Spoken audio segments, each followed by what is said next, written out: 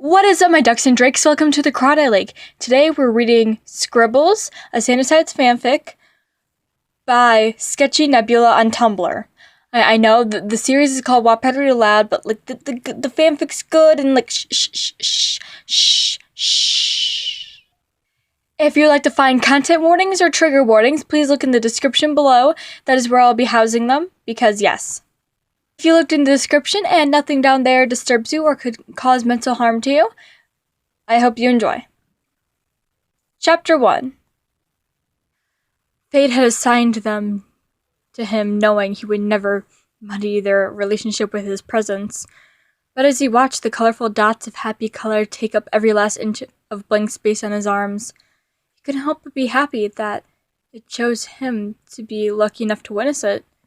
The unfolding of this relationship was going to be something akin to a fairy tale, and if that was the only light fate would ever grant, Virgil then would take it joyously. Virgil had been 6 when he had first had the pleasure of staring down in awe at the bright colors, the tears running down his face as a result of wave desperation relief rushing down his face. He exhaled shakily. He had a soulmate who could draw skies with puffy clouds, and did so in bright marker. He was sitting in his room, his back pressed against the headboard. The dark was only just kept at bay by the flickering nightlight. He watched despite the bad lighting and the sharp edges of darkness pressing fear against him, as whoever they were pattered colorful green spirals underneath the blue of the sky. The shadows of his room seemed so far away as his hands carefully traced out the colorful lines. His chest swelled with joy at the images, the possibility, the promise of unconditional love. Before today, he had been hopelessly and helplessly resigned to the idea that he would be alone, no soulmate, and too much anxiety to approach anyone else. His eyes filled with the light that these small doodles gave him. Then the moment was suddenly joined by someone else. Someone who vigorously worked to color a row of red roses on the other arm. In a single instant, one soulmate became 2. The hope Virgil had been harboring had dropped to the pit of his stomach. A bitter taste stained his tongue, and he numbly watched the colors move down his arms, roses and clouds melting together. There was so much joy, so much color and happiness. And what did he have to add to any of that? The only contribution he could give, the only thing that he had to give, was darkness that poured into him every night. He only had fear. He had nothing, no qualities that could make him redeeming in anyone's eyes, and if the two of them could have each other, then why would he jeopardize that? Why would he force someone to deal with issues that they shouldn't have to deal with him when there was someone else, someone better, right there waiting for them? Virgil swallowed hard, watching each and every design pull together perfectly. A smiley face was drawn on his wrist. The light blue smile soon joined by a bright red heart. If figures fate, or magic, or whatever caused the stains in soulmate's arms, would make sure he ended up with someone better off without him. Happy and content in their own world. Of course, he would honor that. Fate assigned them to knowing he would never muddy their relationship with his presence, but as he watched the colorful dots of happy color take up every last inch of a blank space on his arms, couldn't help but be happy that it chose him lucky enough to witness it. The unfolding of this relationship was going to be something akin to a fairy tale, and if that was the only light fate he would ever grant, Virgil, then, he would take it joyously. Scribble. Virgil pulled an oversized dark hoodie over his arms that morning. The corners of the fabric hung over his body and immersed him in folds and wrinkles. He adjusted it once, twice, trying to make it work any way he could. He was desperate to hide the color from anyone who might try to use it against him, but he didn't have any long-sleeve shirts.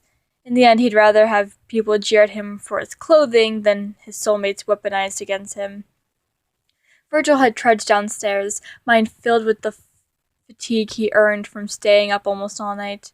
When he had rounded out to the living room to stand in the kitchen doorway, he stopped, his eyes wide at seeing his mother sitting at the table.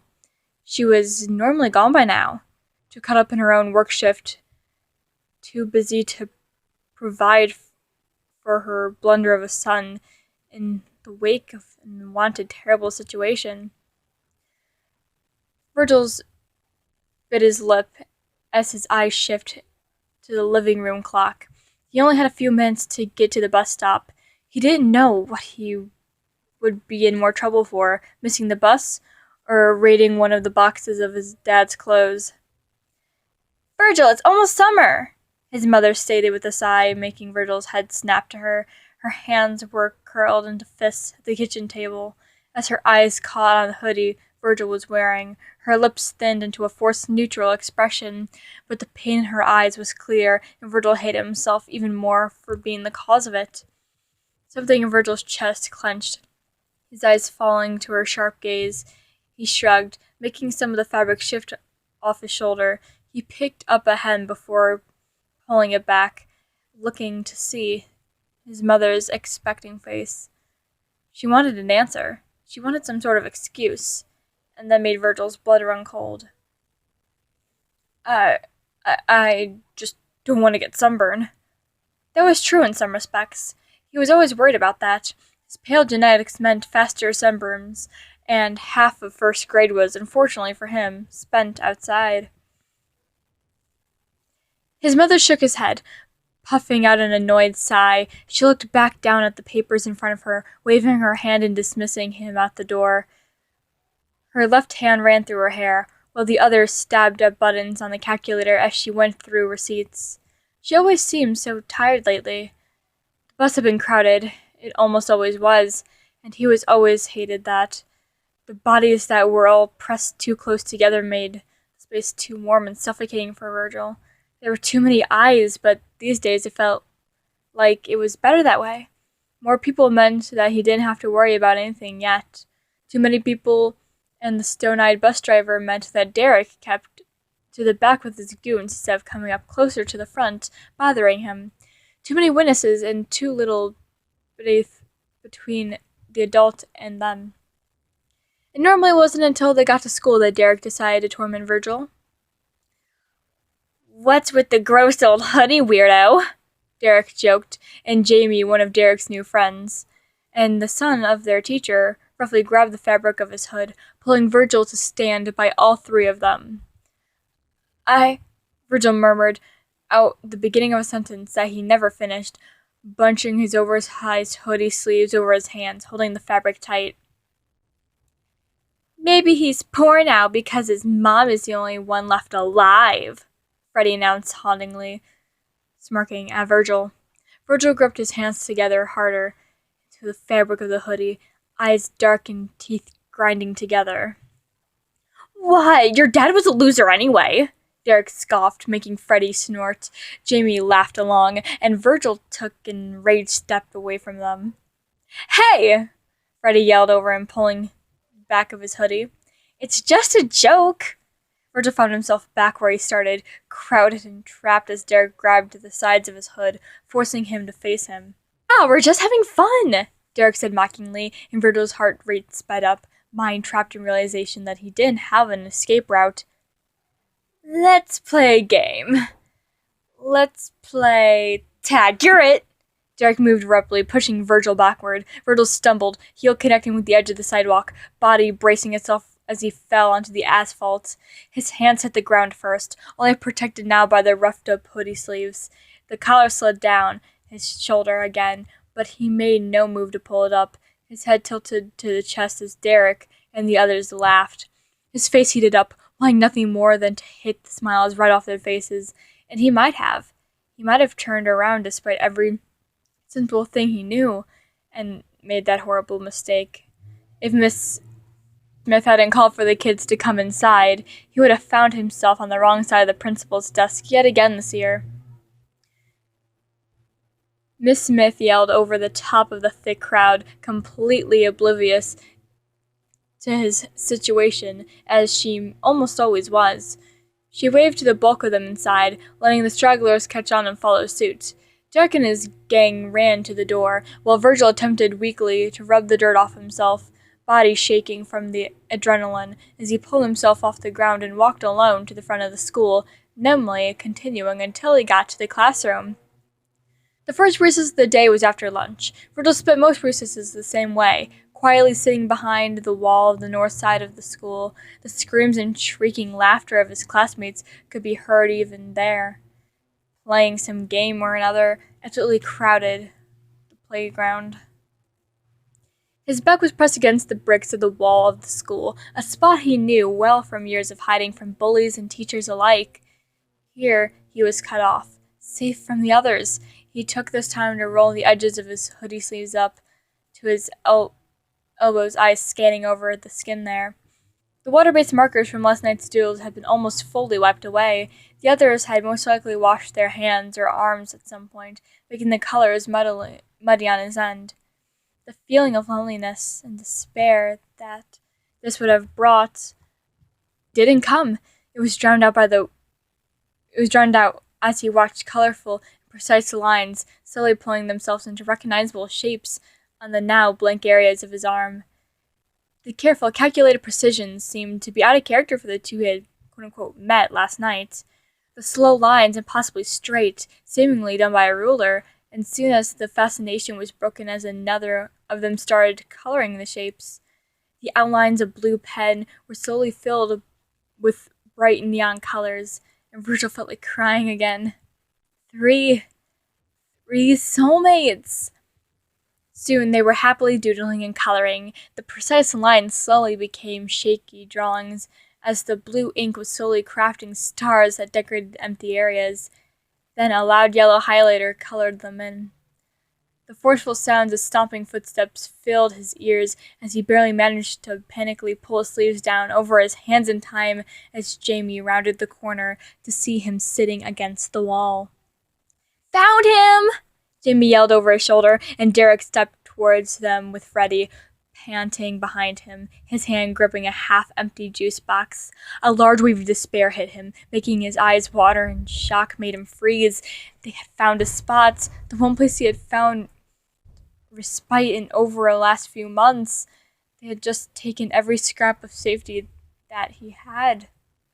"There you are!" Derek yelled, running over and grabbing his sleeve, the skin just beneath it peeking out from the neon green line. Virgil felt something in his heart fall. They had every scrap of safety but one. His mind launched into full panic mode, running an onslaught of instinct. He roughly tried to pull away from Derek, who just held the hoodie sleeve harder. Derek's face controlled in confusion, anger as he normally desolate prey started to fight him. He hit Derek's shoulder repeatedly before managing to pull Derek's hand off his sleeve and yanking the fabric over his skin again, trying to keep this one thing for himself. They could take everything from him, but he wouldn't let them take this.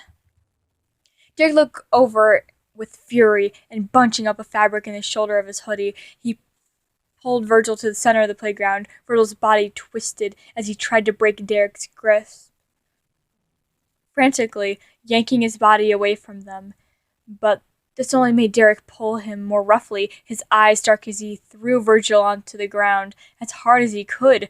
Virgil's head hit the earth before the rest of him followed, which made him dizzy and disoriented. The ground was hard and dry from the heat of the coming summer, which meant the fall caked him with a thin layer of dirt. "Hey, Freddie, let me see your juice box!" Derek said, and Farley silently handed him the juice box. Derek pulled the bendy straw out before unceremoniously tipping it over Virgil, getting almost all of it along the front side of his pants. This time Virgil really did start to cry as Derek yelled at the top of his lungs, "Virgil wet himself!" Suddenly all eyes were on him. All the snickering cut into him more than he fall did. As soon as tears started to run through the dirt on his face, the dirt slowly starting to leave streaky dark smudges. His breathing became too panicked and harsh to be called breathing anymore, and suddenly the turmoil-ridden mind pushed him to run. his legs stumbling as he pulled himself up as he moved past them, rushing to the side of the school and moving until he managed to reach the back area that had all the trash cans. He hid there, tucking himself into the less smelly corner of the asphalt as he pulled his hood over his head, knowing the teacher wouldn't notice he was gone, knowing that the others wouldn't care to point out that he was gone. He cried long and hard, the only when his eyes started tracing patterns of color on his arms again, glancing over lines that must have been drawn during his ordeal. Did he stop? He watched the patterns closely, waiting for any of them to change, at least once more.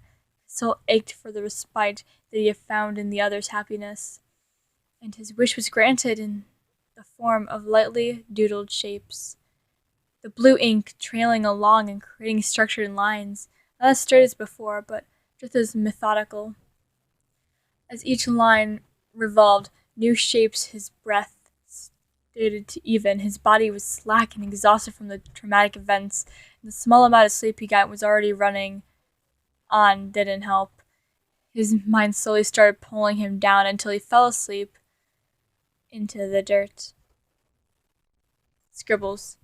The loud sound of motors running is what woke him up, eyes puffy and raw, a common aftermath of crying. He stood carefully, only to find one of his legs had fallen asleep in the folded position. His adrenaline spiked again, mind clouded with multiple scenarios of missing the buses and being home late. What would his mother say to him? Would his mom even care? He couldn't even decide which outcome would be worse. The stain on his pants was mostly dry, and the darkness of his jeans stopped any noticeable staining, but the stickiness made the inside of his thighs itch. Standing up was a slow process, legs shaking and body wobbly. His leg painfully tingled as he walked on it, but despite all his physical discomforts, he still felt a wave of relief at seeing the buses still parked near the front of the school. He looked to see the doors of the school still closed. Suddenly dread spiked in him. He had possibilities, but none of them were good. It was too early to approach the buses without getting questioned. But if he went inside now, it would be just as worse. Eventually, the idea of seeing anyone who laughed at him during recess outweighed any worries of being caught. Not to mention, he didn't want to wait to run into Derek and Freddie on the way to the bus. The both of them would definitely take the time to throw him to the rose bush next to the library window again. All this running through his mind, he carefully sprinted to the bus, minding his leg, and only stopped when he just in front of the closed doors. The bus driver's attention was drawn to him almost immediately, eyebrow raising in his hairline at seeing Virgil's small form, shaking and covered in dirt. He reached down to pull a switch that would open the doors. "What are you doing here so early?" he asked, eyes piercing. Virgil didn't say anything back, shifting uneasily, and closely examining every pebble that he found on the ground.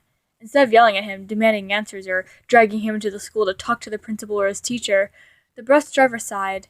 He waved him to the bus and gestured for him to sit down in the seat that was opposite to the bus driver's chair. "Sit down," he said, gruffly. Virgil did as he was told, even though he felt uncomfortable itch in his pants dig into his backside at the movement. His body was rigid as he waited for something to happen, waiting to be yelled at or to be punished and share another tense car ride with his mom afterwards. He waited for the same outcome as always. Face lax in sorrow, he sighed at the idea. "Here, you look like you could use this." Virgil paused, schooling his facial expression before slowly looking up to see the bus driver calmly extend a plastic water bottle to him. Virgil risked making eye contact briefly, seeing no ill intent there, before quickly pulling the bottle out of the bus driver's hands towards himself, carefully making sure the seal hadn't been broken when he had opened it before, daring to take a much-needed drink. "Now, what happened? Why are you out here so early?" Virgil's hand pulled the fabric to his shoulders back up, wondering what kind of punishment he would get into if they found out he had been in class since lunch. He croaked, his voice hoarse, as he tried to pull together enough words to explain the situation. At least Derek wasn't here right now to lie and make sure that Virgil got in trouble. "Derek," he trailed off. What would that matter anyway? Even if Derek isn't here right now, it doesn't mean that if Virgil does get him in trouble, he's not going to pay it for it later. Virgil can win this one, but what will he lose by doing it? His breath gave a loud heave as he started out his spiraling thoughts by the bus driver putting a weighty hand on his shoulder. Now none of that. You're not in trouble. You've never been the one of my troublemakers in my book. The bus driver pulled a Clorox wipe out of his box on the floor and handed it to Virgil. For your face, he stated. It looks like you've been through hell, son. Virgil sniffled as he tried to forcefully calm his breathing down, only succeeding in making it worse.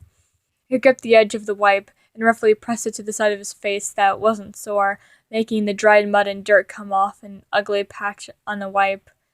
His embarrassment came back tenfold at the sight. He must look pathetic. Let's start with this, huh? You could call me Benny. How about you? Virgil looked up at him before pulling the wipe away from harshly rubbing his cheek. Virgil. It came out hard, and was broken by rough breathing and scratchy throat that had been turned raw from crying. His face twisted at the sound, and his eyes suddenly found his lap.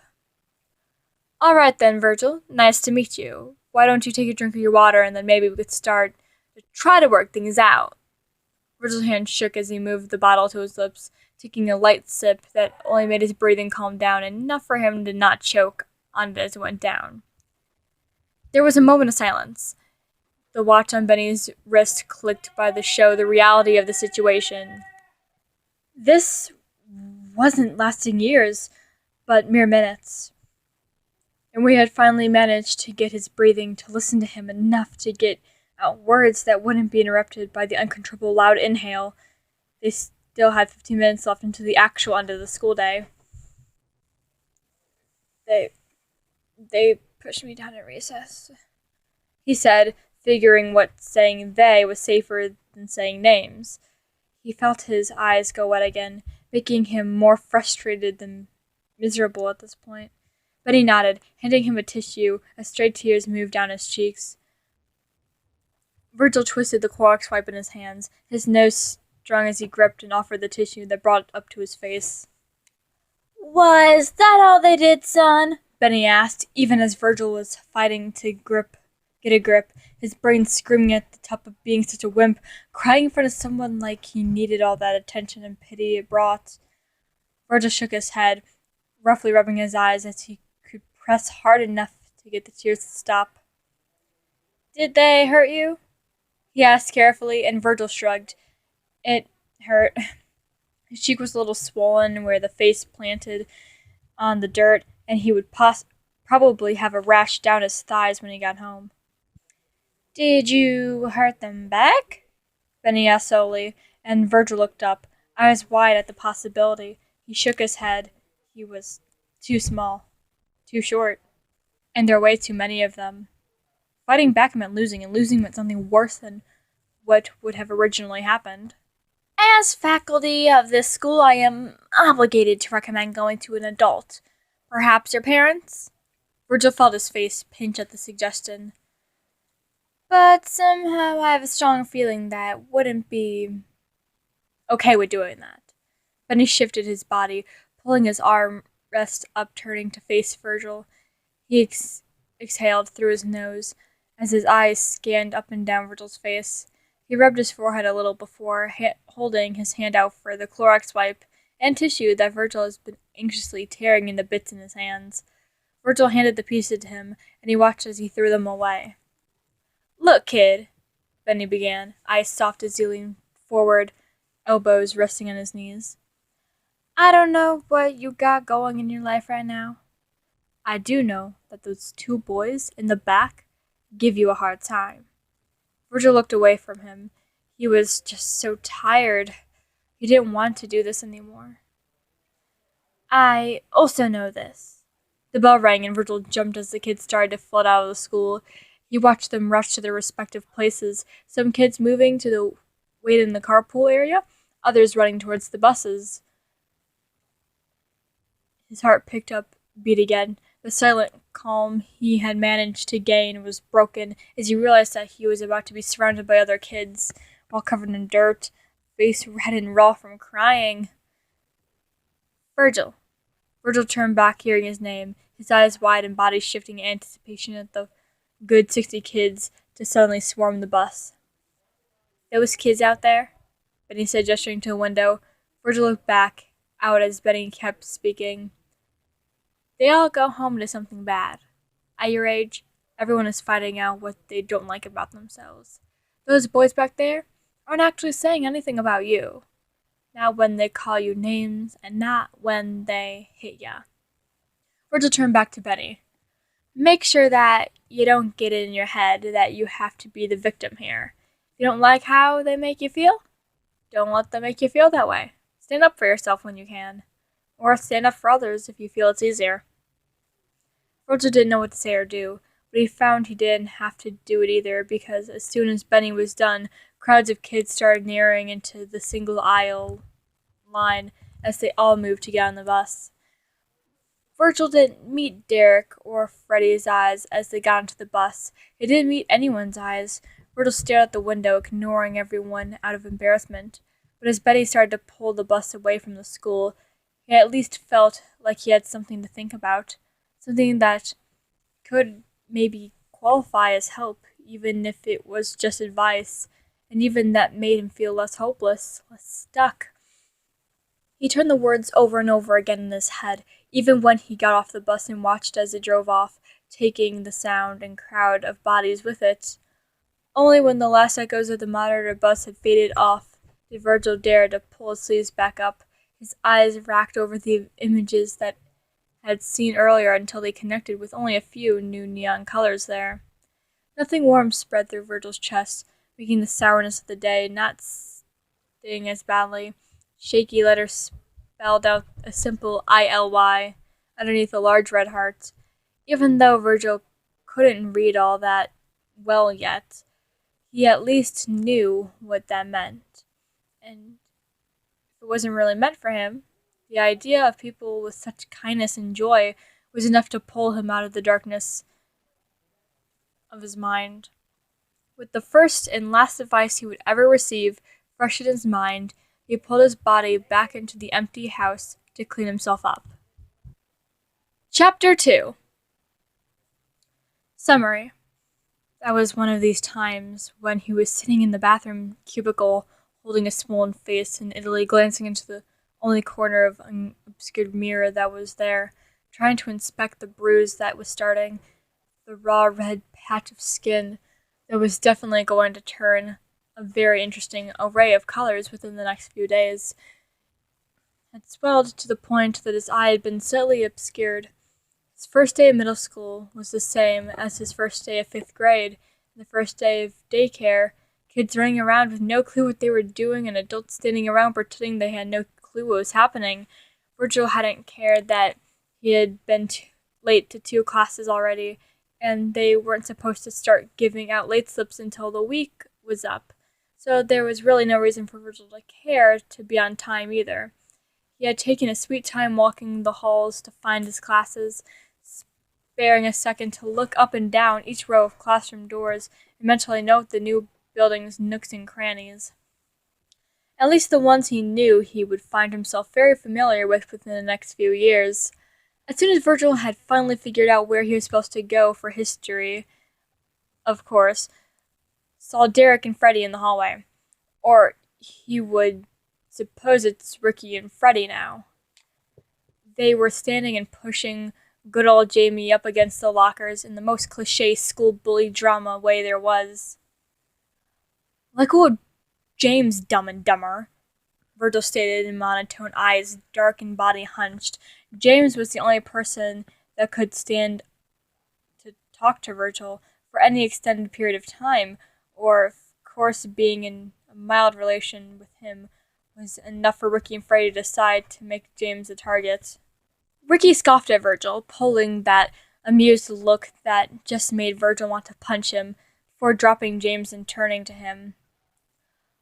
"All right then, soulless," he said with a shrug in his shoulders. "If you're so impatient to wait your turn."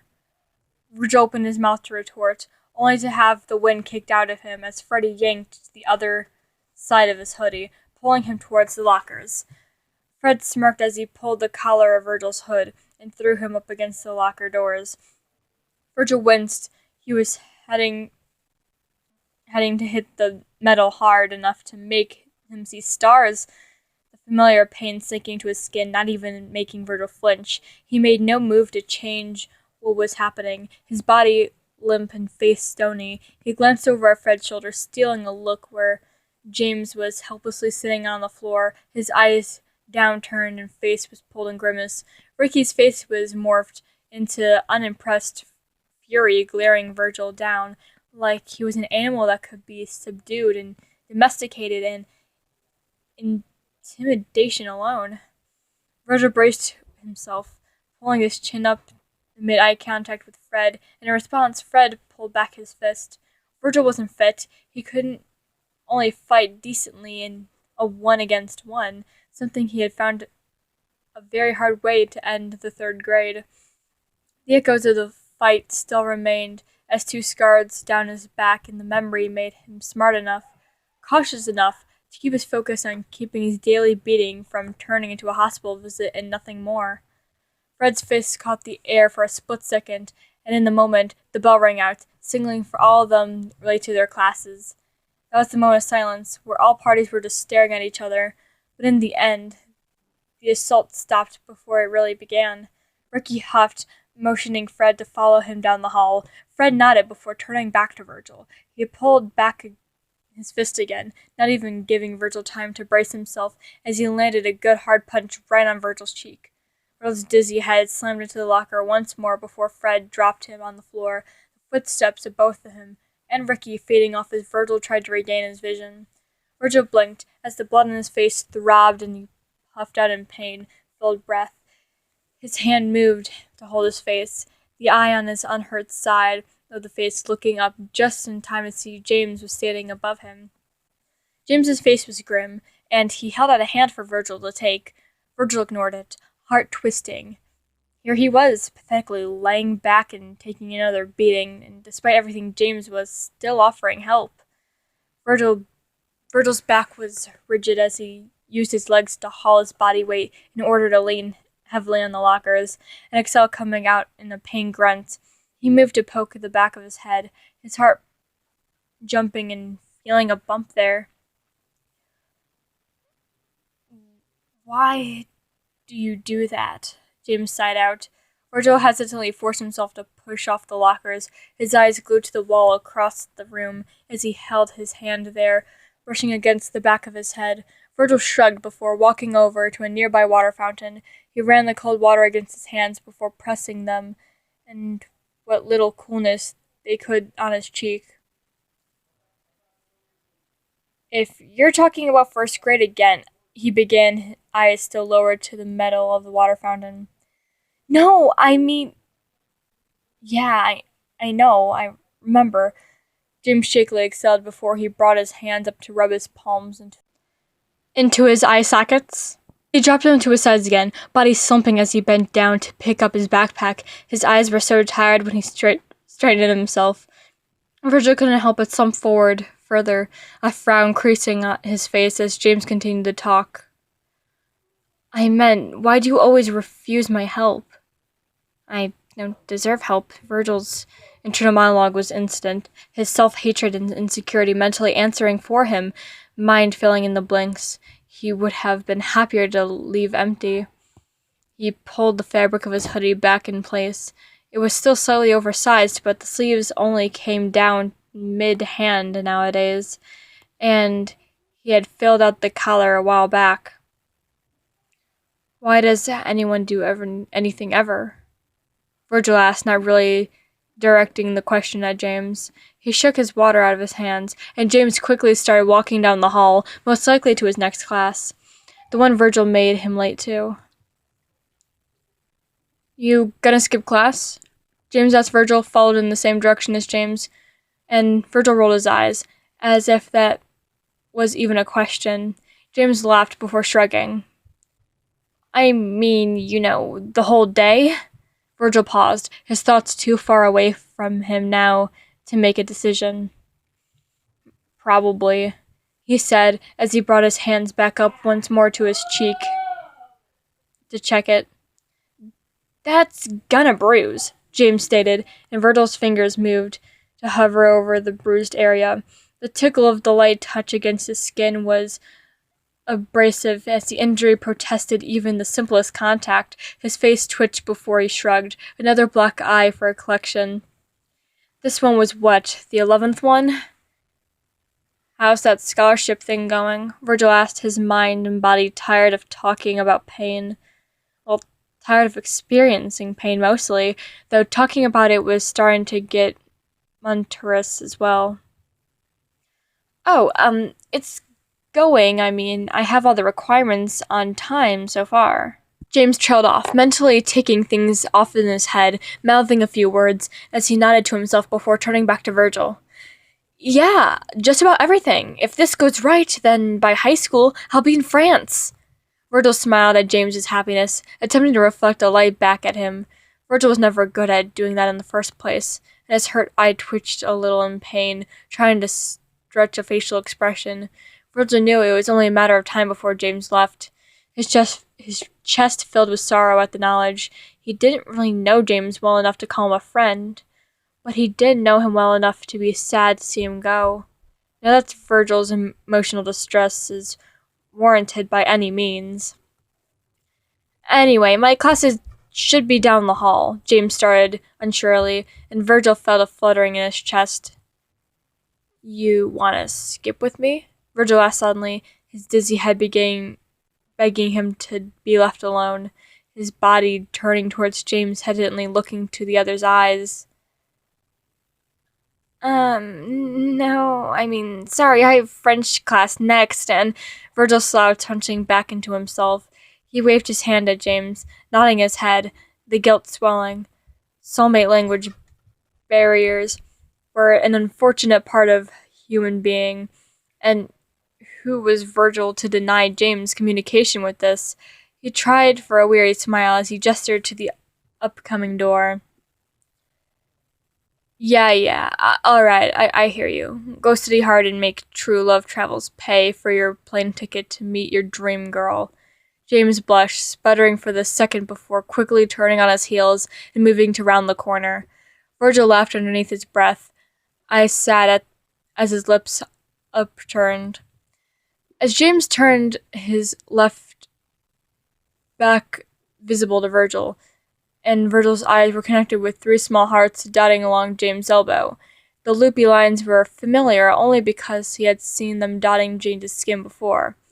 Virgil's face dropped somehow, for whatever reason. Something in the pit of his stomach turned sour at the sight, a normal image bringing devastation in its wake. All trace of a smile was quickly gone before the face and fingers intensely pulled at the sleeves, the head injury and emotional upset making Virgil feel sick to his stomach. He pulled his hood up to the side and smelling of his face, carefully minding his bruising cheek, as he turned to make way to a single-stall bathroom on the other side of the school, hoping to clean himself up, or at least feel safe for a little while. As he watched each classroom, sometimes glancing in it to see faces he'd been passing by since forever, cropping up among new faces that he'd have the pleasure of passing by every day for the next 3 years, the 3 shifty years before the next 4 even shittier years start. Then, of course, the rest of the shittiness of all life beginning after that. As he finally got to the thankfully vacant stall, he opened the door, eyes locking with the mirror almost immediately, cringing at its pale and lanky appearance. It seemed that puberty had just been making him scrawnier. He wasn't going to look any good by a stretch of words, being as short and pale as he was. He was definitely didn't need a perfect mental image of how pathetic he looked. So, as always, his hoodie came off and was unceremoniously thrown to cover up the main areas of the mirror, standing in just tank top. He let a slow exhale out of his nose.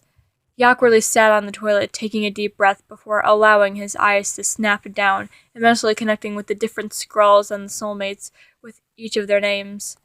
Logan's handwriting was printed in the same blue pen ink. As always, the short to-do lists and thoughts he had during class were quickly scrawled out on their wrists or the back of their hands. The current lists were faded, some words missing entirely and others just barely there. Pennant's handwriting was slightly blocky, with the dots on all the I's with hearts, though Virgil's pretty sure that he only does that for them. He always made sure to write little reminders for the days, as usually writes a small quote on the shoulder area. Today's quote was, "Love yourself. It is important to stay positive because beauty comes from the inside out." Jen Prokes, which made Virgil smile ruefully. That's probably why I'm so freaking ugly, he whispered to himself, the words dangerously echoing back at him in a small space. Roman's handwriting was bigger, but held a loopy charm and cursive handwriting has, though he has spent a lot of time writing and more time filling the blank area in the lower arms with drawings. He would occasionally join Logan in an occasional poem.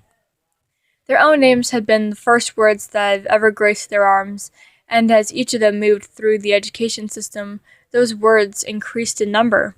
Soon, Virgil had been slightly privy to full conversations, finding out that Roman's favorite color was satin, Penn loved to bake, and that Logan had a strange love of Crofter's jam. Virgil read every scrap of information 100 times over, keeping each aspect of them so close to his heart as he could, that days and years went on. Virgil's shame for doing so crept up his spine, growing worse each day that passed. Weeks and months where he had to force himself to go cold turkey, pulling and picking at his sleeves, itching for just the reminder that he was loved.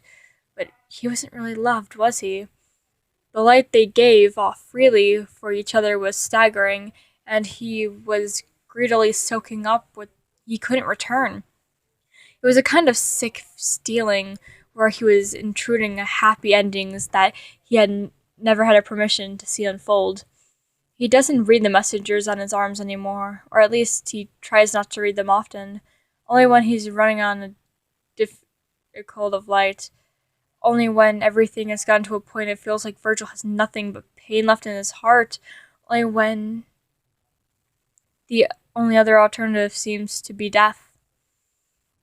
That was one of these times, when he was sitting in the bathroom cubicle holding his swollen face in Italy, glancing into the only corner of the obscured mirror that was there, the raw red patch of skin that was definitely going to turn very interesting colors within the next few days, had swelled to the point that his eye had been slightly obscured. A loud knocking at the door startled him, making him croak out just a minute before tensely pausing. He couldn't face anyone like this. Hell, he couldn't even handle looking at himself in the mirror, and that's when his face is in decent shape.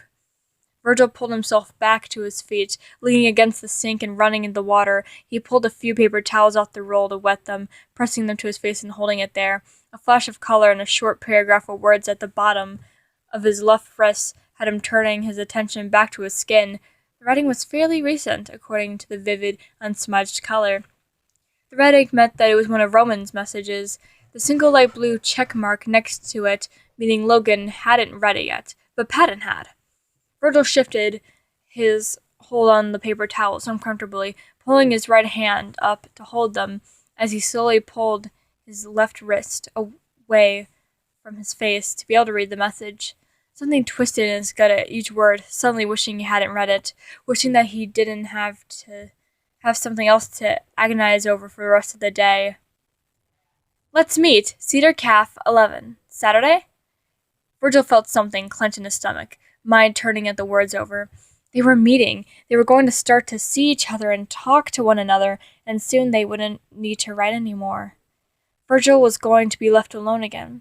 The brief period of time where he had nothing, no soulmate drawings, no light, had been so long ago, he didn't know how he had once survived that way. Soon the colors would stop, and the term soulless would suddenly become an appropriate insult. Even if he technically had a soulmate, or in this case, soulmates, would that matter? It'd be so easy to forget that, without the ink, without each doodle and note to remind him of the warmth and glow and happiness gave. Who's to say he wouldn't be able to brush these last few years off as a sad hallucination? Virgil's breathing wasn't coming. The shaking, tipping feeling made him stumble and turn quickly, vomiting in the toilet. He settled on the floor, lay against the wall next to the toilet, legs haphazardly slid in front of him.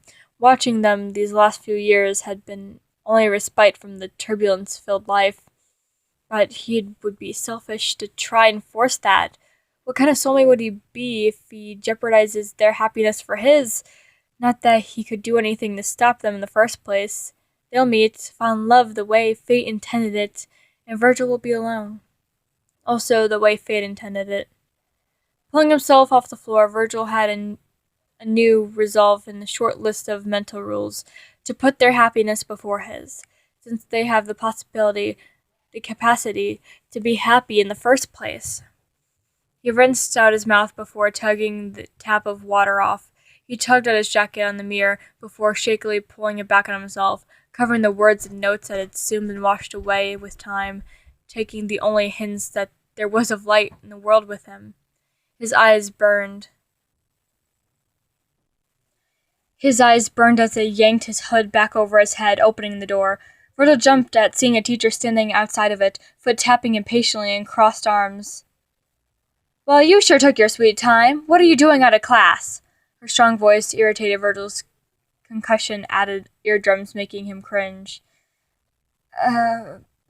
Bathroom," Virgil said, shoulders hunching as he slouched into his hood.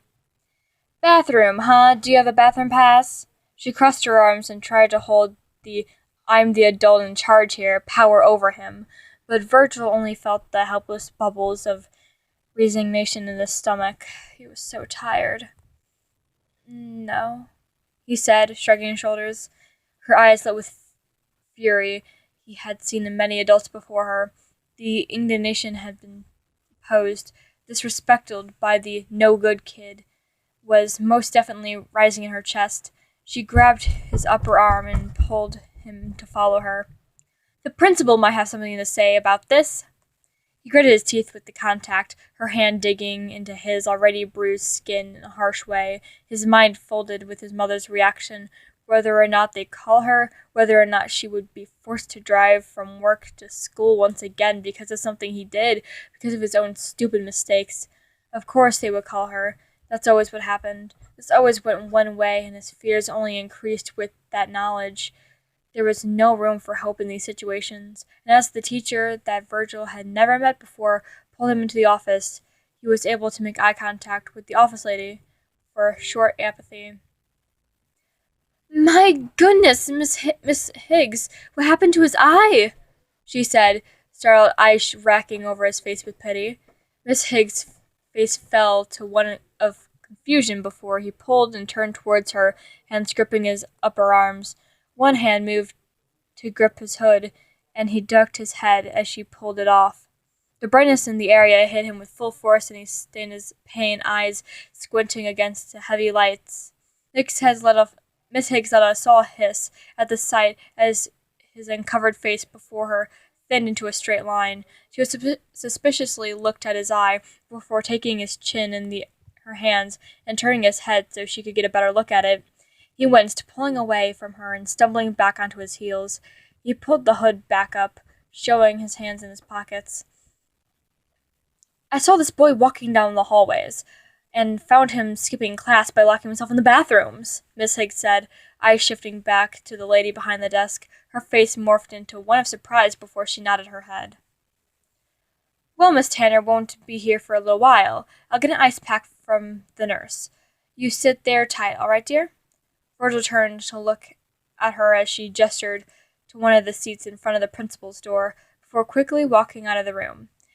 Miss Higgs left the room as soon as the office lady was back. Virgil pressed the offered ice pack to his face, sitting in an uncomfortable chair and feeling miserable. When the principal came, they called his mother. Virgil sat, mouth pinched, trying to hide the irritated glower that he wanted to throw at Mr. Tanner. He slumped into the uncomfortable chair, feeling an occasional glance of his mother burning into his side. Mr. Tanner rubbed his forehead, turning pages in Virgil's file and glancing at him every now and again. "Well, it's the first day of school, so we're not going to be punishing you. However, I am concerned about your track record," he said, trailing off and closing the file. He pushed it up his desk, and Virgil's eyes followed the movement, lingering on the file before snapping back and staring in the random spot of the wall in the room. Mr. Tanner made eye contact with Virgil's mother, who was sitting tensely, mouth twitching, threatening to turn into a frown. A disappointed frown. Virgil was, once again, faced with another adult who wanted to talk about his paper trial. The principal wanted to talk about his track record the same way every teacher, every parent, every counselor wanted to talk about his track record. His file, a thick manila folder with 20-something pieces of paper that all no doubt had violent tendencies written across them in all caps. Here he was again, and once again, instead of asking where he got the bruises from, instead of asking his input on why he wasn't in class, they wrote "unexcused absence" on a piece of paper, adding the footnote of "violent altercation," since they didn't know where the facial injury was from, treating it like their pieces of arbitrary paper were supposed to work magic and fix Virgil's life. It seems that there are numerous cases of fighting and disruptive behavior from elementary school. Virgil tuned him out. He had heard of all of it, every variation of the discussion that was under the sun. Mr. Tanner would talk to his mom with the judgment he had heard in voices of everyone that didn't know all she did for him, would do the "I hope your attitude has changed for the upcoming year" speech and handshake, but mentally they've all filed him away to some youth correctional facility. There was never any point to this. Nothing ever changed for the good, and if it changed for the bad, then Virgil would just have to get over it, face it head on. A sad pang spread through his chest, the words he had read in his bathroom burning into the back of his eyelids. Soon he wouldn't even have them to soften the blows of the bad days. As he glanced at his mother's disheveled appearance, he wondered if he would ever be able to get over that. Soon the adults were standing, and Virgil grabbed the scraps of his backpack, slinging it over his shoulder. His mom shook the principal's hand, face holding indifference with a careful pinch of her lips. "I hope that the rest of the year will go better for you," Mr. Tanner said before he held out his hand to shake Virgil's. Virgil glanced at it, eyes hardening before he turned to open the door for his mother. The ride back to the house was tense, silent, and eerie, as the only thing that was heard was the hum of the car's engine. When they had made it out of the nightmare of the traffic situation near the carpool area of the middle school, his mother had exhaled through her nose, finally attempting to speak. She still wouldn't look at him. "What happened to your face?" she asked, voice hoarse. Virgil shrugged his shoulders, his eyes scanning over the scenery passing them by. They spent the rest of their ride in silence before he finally pulled up into the house, it standing in all of its half-fallen-apart glory. His mom was tired and frustrated, going straight to the pantry when they got home and pulling out a beer bottle before moving to sit down on the worn couch. The garbled noise of the TV turning on, echoing around the house, drowning the empty space. Virgil pulled himself upwards, eyes not even ghosting over his mother as he did so. His shoulders didn't relax until he passed the threshold of the bedroom. He left the lights off, head still crying over with the effects of the concussion, shutting the door and locking it immediately. He threw his backpack, aiming for the bed, only for it to bounce onto the floor, making him sigh out of the noise as he bent down to pick it up, textbooks that fell out. He shoved the books back into it before sliding it on its bed, staying on the place, kneeling on the floor. He sat for a moment before hesitantly reaching under the bed, pulling out a beat-up composition notebook, a small unstuffed thing, full of flooded loose-leaf sheets, with his ugly smeared handwriting all up and down its pages. He reached up, pushing his hand into his pocket of the backpack and pulling out his chewed-out pen, leaning back and sitting against the bed as he opened to a page. He pushed his right hand into his hoodie sleeve before daring to grip the pen to start to write. When the echoes of the TV suddenly stopped, Virgil's hand stilled, his face falling as he waited for the sound, a thump, any sign of the telltale movements of his drunk mother trying to make her way to the bedroom. The night, however, did not deliver. The house fell silent in a way that made Virgil nervous. He yanked himself to stand before pulling his hoodie on, ready to face the situation he had been in millions of times before. Virgil crossed the threshold of the hallway, his bare feet going from scratchy carpet to the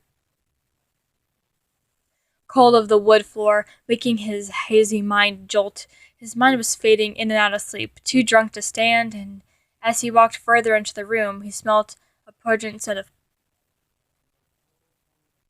of unpleasant smells. He rounded around the couch, moving his hands under his shoulders. He pulled her arms around him, just managing to stand her on her feet, before carefully heaving the dead weight onto his shoulders. He supported her weight and carefully took the first step. His mother mumbled out a barrage of indescribable words at the general area around him. Her voice was slurring and her body too warm to the touch, making it to the bathroom. Virgil's hands worked to pull off her work clothes, the scrubs and the name tags still in place from last night in the morning. He pulled her into the shower, filling up the tub and putting the drain stop in place.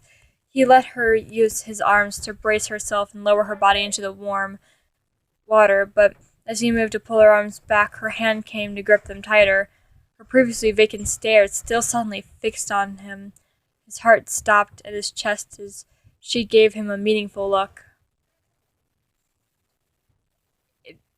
It's a good thing you don't have a soulmate, she said, nodding sagely to herself before patting the black stain that covered just above her left breast, the collar scarring the area over her heart with a single slash.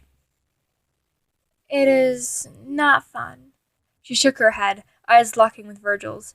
Virgil managed to smile back at her, and when her eyes fall to the wayside again, her moment of clarity passing, all he could think about was how much more of a disappointment he could possibly be if she ever found out the truth. He helped her dry her dress, supporting her weight when it seemed she was about to stumble and fall, and by the time she was safely tucked into bed, Virgil had burned off about 2 hours at a time of his concussion-filled nights. 4 more until 6 a.m., where he would have to get ready to go to school and walk around the halls in the sleep-deprived haze. Joy! Virgil moved back into the bathroom, draining the tub and reordering the tiles when he passed by the mirror. He paused, his memory traveling back to him in the school bathroom, his hand slowly going to rest on the edge of the zipper. He zipped up and unzipped the top of his hoodie a few times, going back and forth, changing his mind once again, then back again, before making eye contact with himself in the bathroom mirror. His mouth turned down, yanking the zipper and pulling the sleeves down his shoulders. The words were clustered in the same area of his wrist, all of them ripping into him. I can go, from Patton. I am free, the day is well, from Logan. Each sentence accompanied with 2 check marks, meaning everyone had read the notes, and they were all caught up to the plan. The crushing weight of simple words like, let's meet, shattered his heart into pieces. The bile of self-resignment and guilt turned inside of him as his own emotions. They were allowed to be happy. They had to be happy. The situation was a good one no matter how it affected Virgil. He suddenly wondered how well drinking actually worked to numb the pain. Thank you all so much for listening today. Believe it or not, we actually only did 2 chapters in this hour we have spent together. These chapters are freakishly long, and there are 12 of them, so it'll take a total of 6 episodes to get through, so 6 hours to listen to a book, which is actually not that bad now that I think. I'm sorry, my mic cut out, so I was just saying, it took me longer to read 39 Clues, a singular book on audiobook, so this probably isn't that bad because sanitized fanfiction, great, I love this author. Their links will be in the description below, the book and their Tumblr profile. I know it's called Wattpad Read Alouds, and this is a Tumblr fanfiction, but it was recommended, and I actually really like it, and the author gave me permission to read it, so yeah. You know what? We're vibing. We're vibing, and if you ruin our vibe, you yourself are not a vibe. I'm sorry. I'm wearing a cape right now because I'm going to this right into play rehearsal. Our first performance is tomorrow. Well, the day I'm recording this, our first performance is tomorrow, and I'm super excited. Enough about me. You guys have lives. You are already been here for the last hour, so I hope you enjoyed. Please stay hydrated. My social media links are in the description below, and like always, do your best.